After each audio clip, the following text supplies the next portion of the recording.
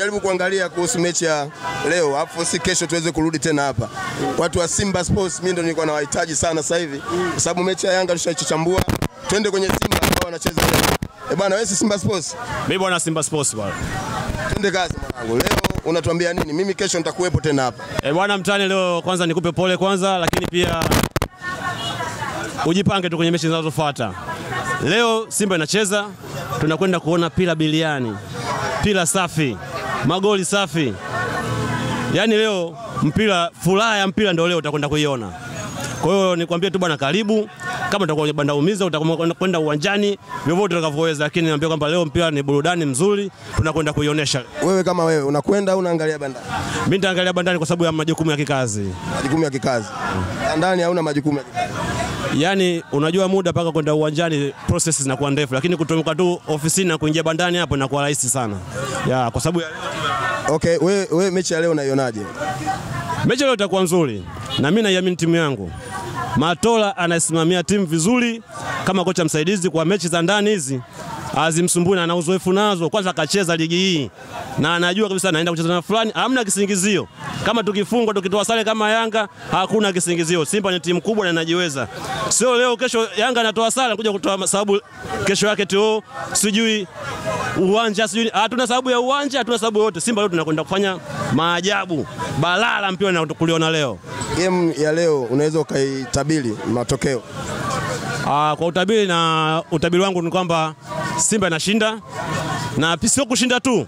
Sisi hatupendi mpira gimbi huo, mpira miogo mawesi hatutaki. Tunashinda na tunacheza vizuri. Yaani mpira mtamu ndio tunaocheza sisi. Hivi timu kama Simba Blaza samani kwanza nakufahamu, wewe ni team coach. Unaufahamu mpira. Je, pale Simba unavyoona wewe timu ile pale imepungukiwa wapi kuanzia kwenye back Dorek, kipa wake, mido pale mpaka forward unavyoziona zile. Yaani timu ambayo inajiweza. Wao wenzangu wanakuambia sijui kocha umpe muda, sijui umpe nini. Tunajisaulisha tu. Yanga mwaka jana amecheza makocha watatu, kila anayekuja fire, kila anayekuja moto. Hamna kocha aliyokuja akasema nipeni muda. Akifika tu mechi inayofuata anashinda. Akifika mechi inayofuata anashinda na anacheza vizuri. Kuanzia mchezo uwanjani mpaka ushindi unapatikana. Hakuna kocha amekuja akajifunzie kwenye vilabu vyetu hivi. Na hatuna timu ambayo tunaleta sijui tunaiandaa timu sijui tunafanya nini. Hamna. Hivi Daruka anaweza kusema unamleta pale Simba anajiandaa. Kafika tu yuko kwenye moto. Ina maana wale wasaji wa Yanga hao wajiandae. Wanajiandaa na nini? Soa anajiandaa na nini ndugu yangu? Soa akifika na kutia kamba tu. Wala watoto mimi nasema kwamba kwa makocha wa Tanzania waangalie. Tanzania pia una vipaji. Kuna moja dogo alitoa save, alikuwa yani Pacome anashinda kabisa, akaja akaitoa ile save ile, mimi mpaka hadi leo naiwaza yule dogo amesave vipi ile. Pale nikafikiri kwamba kumbe Tanzania tuna vipaji kama hivi. Kwa nini tunahangaika na wachezaji wa nje ambao hawana manufaa?